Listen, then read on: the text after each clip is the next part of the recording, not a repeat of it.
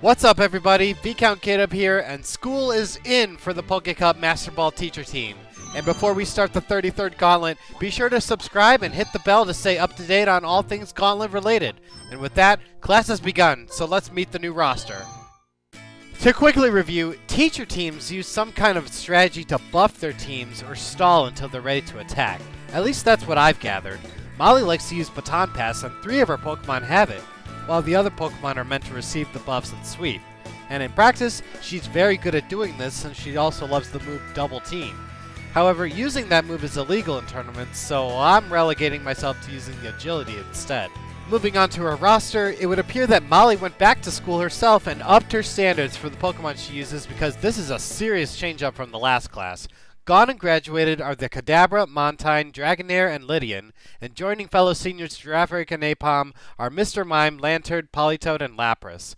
Okay, that's a lot to take in here. First of all, I lose Dragonite and Alakazam, who are my 2 best powerhouses from the original team. On the other hand, I gain some powerful water types that have some decent type coverage and longevity, so that balances out. Next, we trade Lydian for Mr. Mime. No complaints here, the latter is leagues better. And from my tally, this leaves us with 2 Baton Passers and 4 Heavy Hitters. And I think that's all we really need anyway. And with that being said, let's move on to comparison roll call already. Lining up first is Wally, my Girafarig. This Pokemon is the key Baton Passer for both Molly and myself. Its stats lend it the ability to tank a hit or 2 in order to raise stats, and or decide to fight with its versatile move pool, a fact Molly ignored. Logically, it makes sense to teach Earthquake and Thunder, which hit 7 different types, as opposed to Psychic alone hitting a paltry 2. Plus, this Pokemon has the offensive stats to hold its own without a stab move anyway. Wally will serve as our frontline's general, so he'll need the Miracle Berry to pass buffs safely. Up next is Mr. Mime, who really fits in well with the rest of the class, but Dexter works a bit differently than Molly's. The key move combo here is to use Thunder Wave to paralyze whatever comes out, and then use Encore to make the opponent keep using the same move. This works like a charm on the computer, and can honestly be better than baton passing sometimes. No, we're not setting up Reflect or trying to pass 1-stage attack boosts with Meditate. Dexter's staying ahead of the game and putting that special attack to good use with a Stab Psychic and a strong Thunder. Stat-wise, he's a bit frail, so he absolutely cannot lose his inert speed advantage. Thus, he'll be cheering the others on with a Paralysis Cure Berry. Next up is Lapras, who is by far the biggest playmaker of the whole team, hands down. He has stellar HP, solid defenses, and strong special attack, which make him a true water tank. Move-wise, Molly's uses Rest to recover, which can be smart if hers had Sleep Talk, but it has Snore, which is just a wasted move in general. I feel that once Lapras has Baton Passed some agility, it can really wreck some teams in any way it wants. Facing a Saboteur, use Substitute, heal with leftovers, and confuse them back. Facing anything else, it'll likely fall to Ice Beam or Thunder. Overall, Lapras is a welcome, powerful enforcer to the team and is a Pokemon who can reliably get the job done. Sadly, the opposite is true of Aipom, who gets a bad rep most of the time, but is really just misunderstood.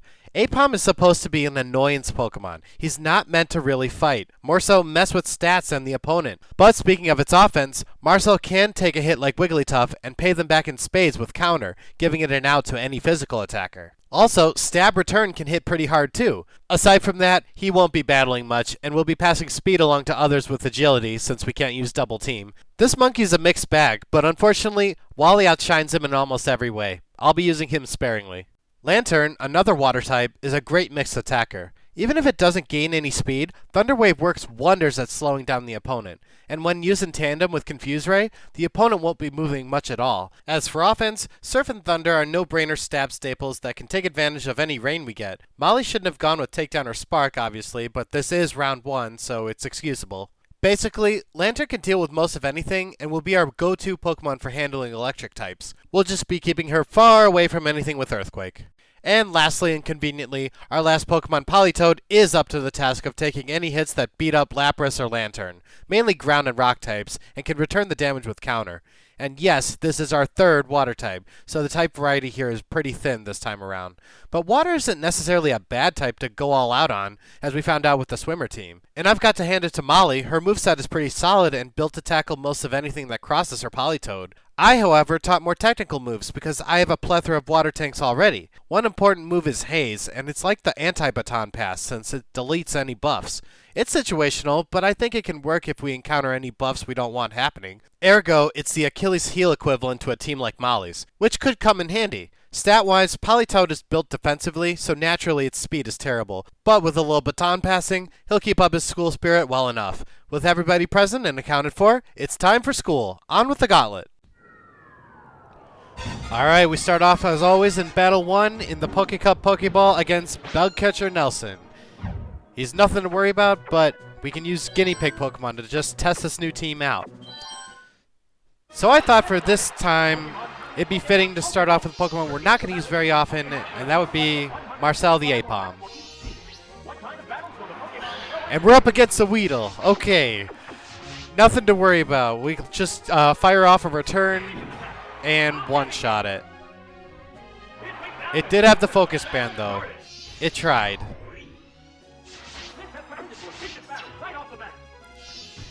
Coming up next, it's Venonat. Send another return. A lot of damage.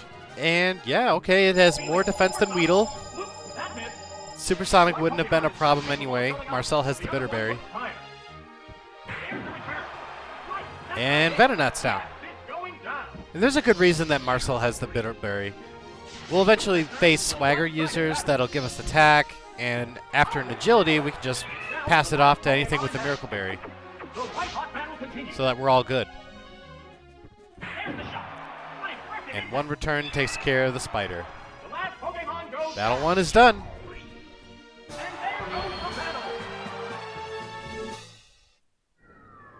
It's a shame I won't be losing Marcel a lot more, but let me tell you, Wally's Earthquake and Thunder viability is just too good. Return is nice, it hits hard. It's just type coverage, you know? Swimmer Bruce is completely vulnerable to electricity.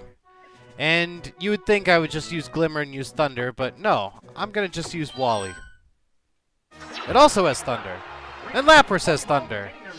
Everything has Thunder. I got like 3 of them. I had a lot of options. Just wanted to mix it up. This Goldeen, though, it actually has Horn Drill. So if Thunder misses, we could have been facing death. But no, it goes belly up. We're done with this.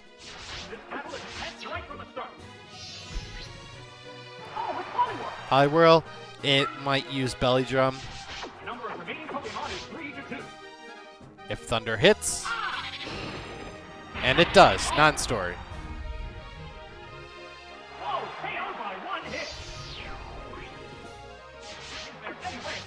And yeah, I realize this is the Pokéball division, so it's not going to be difficult, but you never know. No team has ever lost the Poké Cup Pokéball division, but you don't know what's going to happen. Bugcatcher, I mean, we had some close calls with him. Remoraid's a non-story too. Okay, Battle 2's over. 3 Thunders. I still brought Lantern. Oh yeah, and Mr. Mime has Thunder too. I guess that's 4 of them.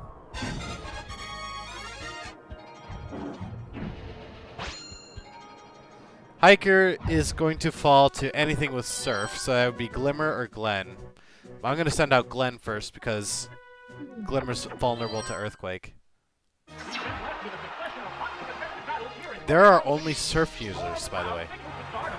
Lapras has Ice Beam.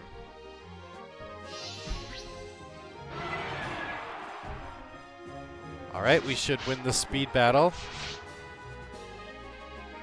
Graveler has the Quick Claw. That could have been pretty bad. Explosion. But one Surf takes care of these rock ground types. Easy pickings. I feel like a school bully now rather than a teacher.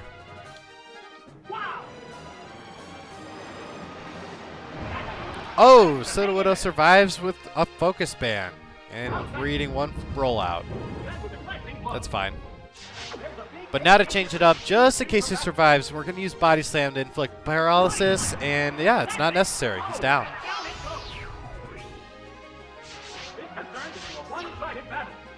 Always try to inflict status on a focus band. Poor Phanpy. Overwhelmed by froggy water.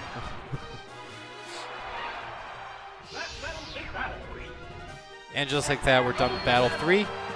Moving right along.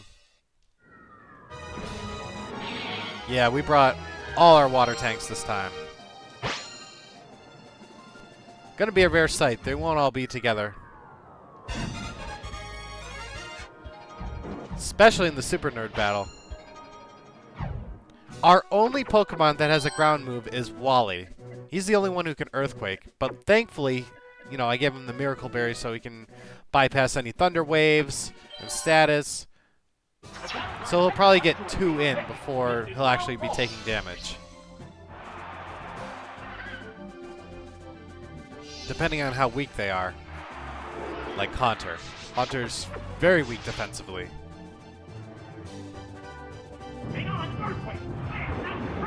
Yeah, look at that HP. It's so low.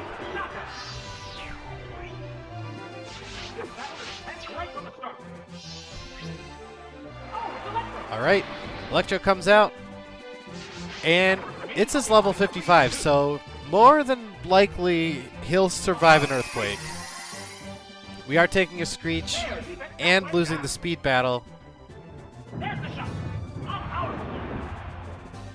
And it survives. We could be taking a Self-Destruct, but no, he opts for Sonic Boom, which does an automatic 20 damage if it actually hits. So, Electrode is down. Good tactics.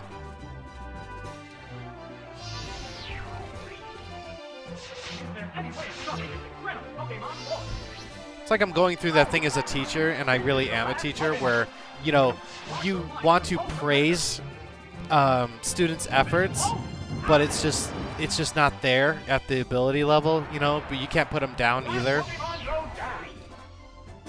It's just a hard fact of life. But that's what teachers are there for, to do. We support, no matter what. So, good job, Super Nerd Clifford. I appreciate your effort. It was a good try. But on to the beauty.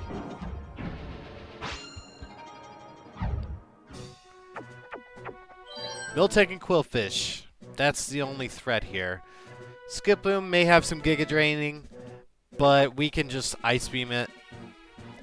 Chansey is a special tank, so we'll definitely need something physical for that.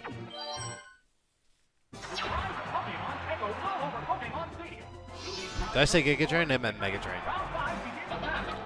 We'll start off with Dexter this time. And that's perfect. Quillfish starts. We'll outspeed that. Get ready to go. A psychic blast. And Quillfish is down. So that's one of our level 52s, meaning we could still see the Miltank. Okay, Snubble's a 51. We could still see the Miltank after this. The Snubble line's special defense isn't that good, but he lives. She lives. Pardon me. And we're attracted now, and we can't take physical damage too well with Mr. Mime, so we're going to swap over. Here comes the Pokemon Switch.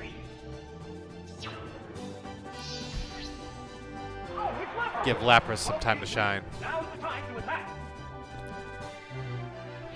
This is his premiere on the Gauntlet, by the way.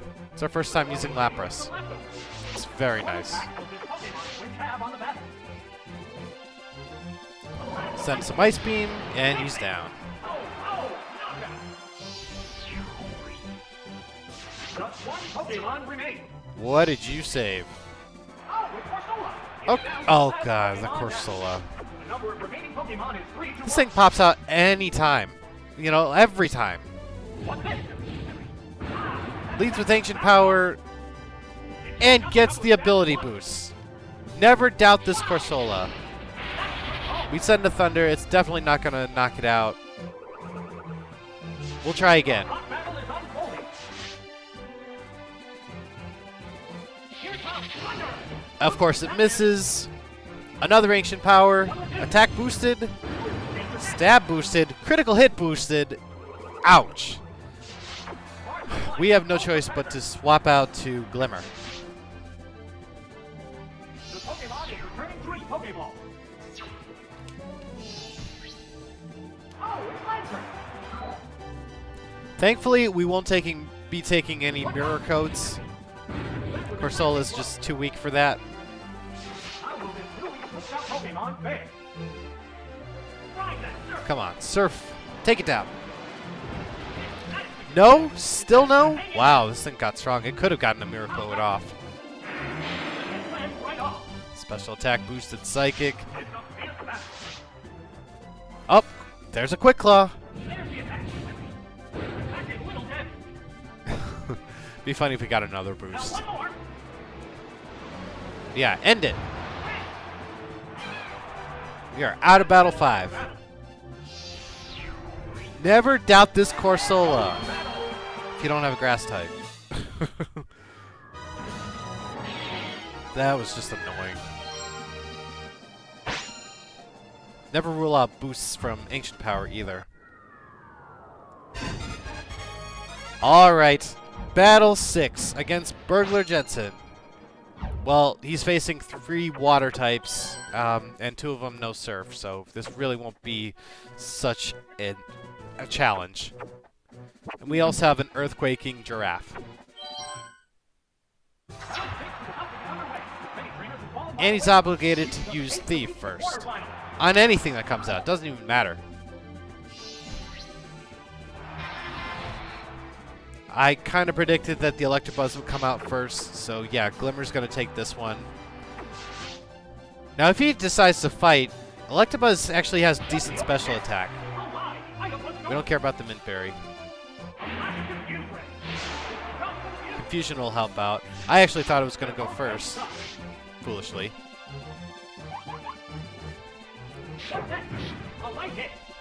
Bottom Punch is okay, but I definitely just want to keep slowing him down. So it's a quarter chance to attack with Paralysis and a 50-50 shot with Confusion. I would love to know the percentage on that. I just can't do quick math while I'm narrating.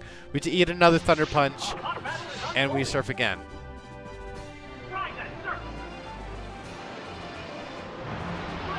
It was crucial that we knock him out.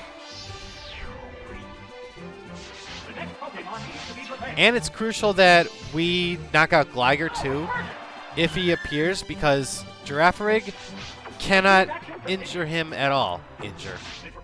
Damage him. That's literally what we're doing. We are injuring each other with Pokemon.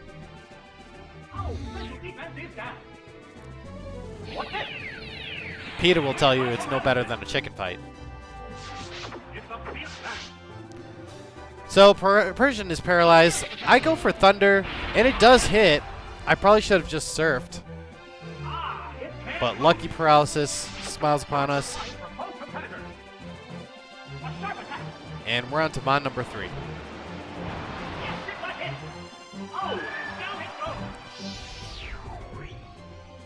Only 2 of his Pokemon actually have items. And Gligar has nothing. We have to defeat him here.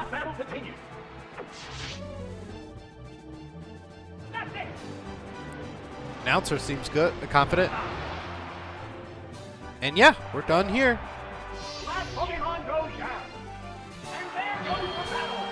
It's a pretty easy Battle 6.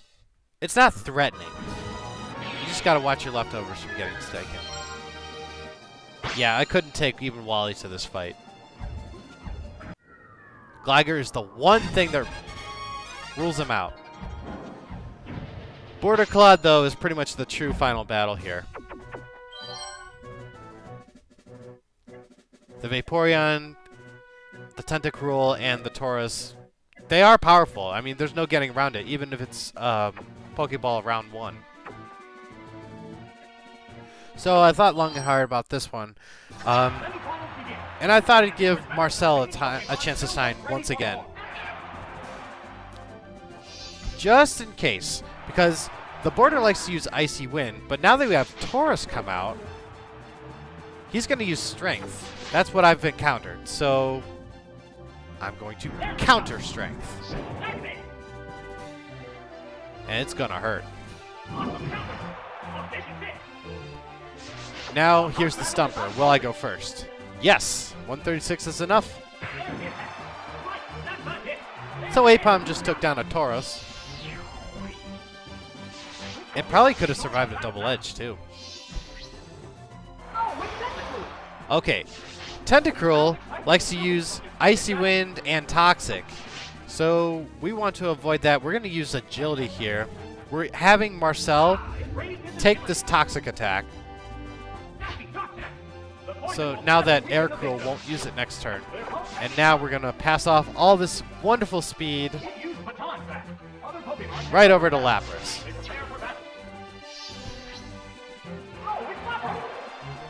So now it's a speedboat.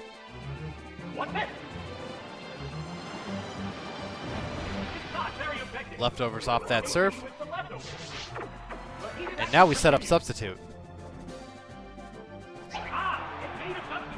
There's that Toxic right on cue.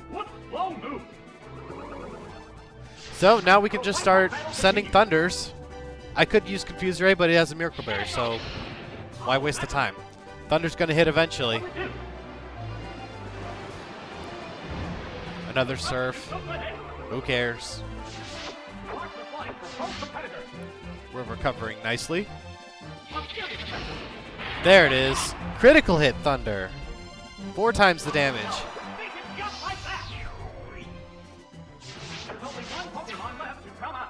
And last up, his other water type, Air Vapor. Or, Vaporeon. He took his 3 toughest Pokemon to this one. Thunder continues to miss. Here comes Shadow Ball. And we get to keep it. Thunder again.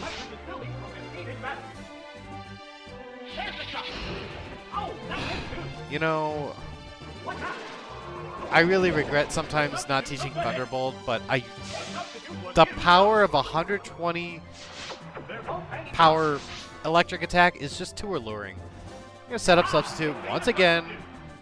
There goes our speed, but we don't need it for Vaporeon. Vaporeon's actually inertly slow.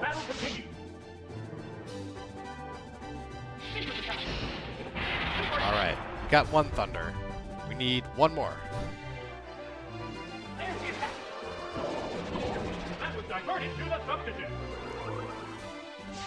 Vaporeon's item is Mystic Water, which only powers up Surf by a little bit. And there it goes. Who cares? So yeah, if you can get through the border battle for Pokéball Division, you're set for every battle. Then the beauty battle, they're both really annoying. They like to play with speed and status. So there we go. We have 7 battles down, 7 continues into the final battle, which is kind of a joke. He has a Raichu and a Clefable. That's it. I know exactly what I'm using right away. Wally will start us just in case Raichu comes out. Okay, Smeargle comes out, who actually does have some good moves. He has Spore, Aeroblast, Confuse Ray, and Seismic Toss. I'm just using Earthquake because it'll hit. 51 damage from Seismic Toss, who cares? Oh, Quick Claw. We're prepared for Confuse Rays. That's alright. But now, if the Raichu comes out, we don't have anything for him for Paralysis. Besides Agility, but it's too late for that. There's Raichu, right on cue. I'm like, what could I switch to? All we have is pretty much Glimmer for this. So We have an Earthquake user. We're going to use him. Decent damage, and we actually went first. Thunderbolt did about half our HP. And Raichu has the Focus Band. And it didn't work. 1 out of 10 shot for that. This battle is ours.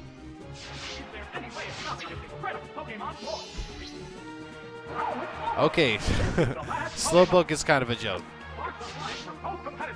It has the attacks. It's just not the status. Stats, you know. 1 Thunder, it's gone. And that's the Pokéball division. The new teacher team rocked it.